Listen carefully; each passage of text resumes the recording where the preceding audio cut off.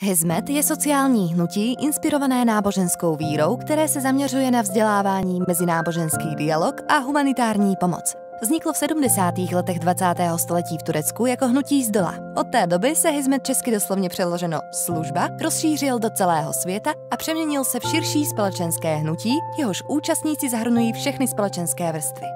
Základní hodnoty hnutí hizmet.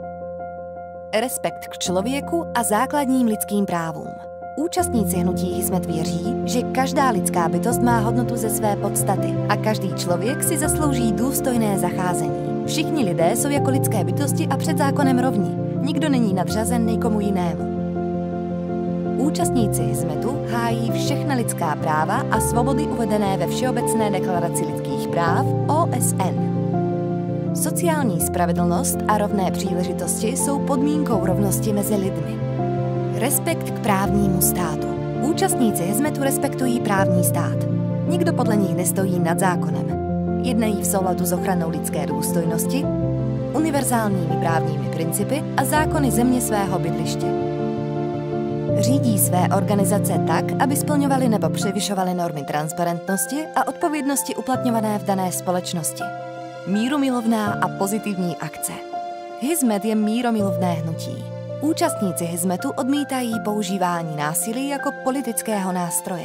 Preferují pozitivní a konstruktivní akce a odmítají akce nepřátelské a destruktivní. Posílení postavení žen. Účastníci hizmetu zastávají ideu rovných příležitostí pro ženy, aby se mohly bez jakékoliv diskriminace podílet na všech aspektech fungování společnosti. Tuto svou ideu se snaží naplňovat ve všech svých činnostech. Etické jednání. Účastníci hizmetu dbají při své činnosti jak na etické normy, tak na morální principy.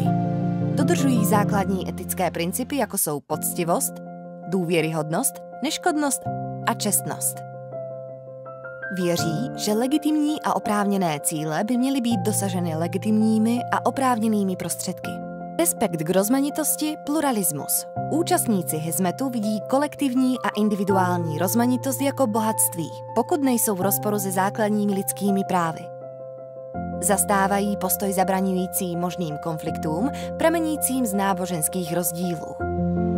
Dobrovolnická účast a altruismus. Pro dobrovolníky hizmetu je připojení se k aktivitám nebo opuštění aktivit hnutí individuální volbou. Účastníci se zapojují do projektů, které realizují jejich hodnoty a prospívají lidstvu prostřednictvím darů nebo dobrovolnické práce. Konzultace a sdílená moudrost. Účastníci hizmetu těží ze sdílené moudrosti díky diskuzím zohledňujícím různé pohledy a názory. Občanská povaha, nezávislost.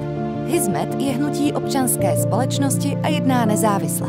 Nejedná se o prodlouženou ruku státu nebo nějakého politického subjektu.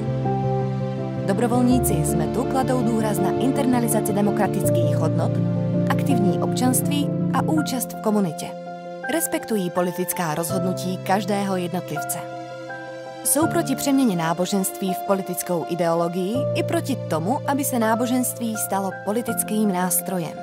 Občanská angažovanost a přínos společnosti.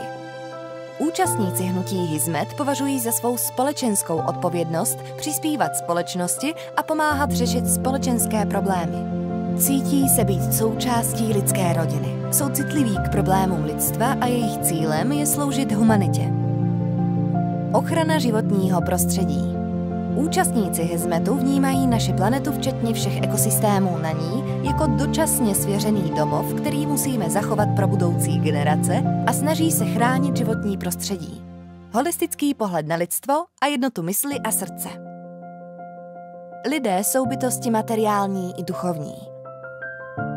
Duchovní disciplíny by měly být pěstovány společně s myšlením a vědeckým výzkumem, aby byly uspokojeny materiální a duchovní potřeby člověka a aby mohly vzkvétat v obou dimenzích. Účastníci hizmetu mají vizi společnosti, kde lidé žijí v míru a harmonii, kde se s každým člověkem zachází důstojně a jeho práva jsou chráněna, kde se cení rozmanitost a je pěstován dialog mezi lidmi různých náboženství a kultur.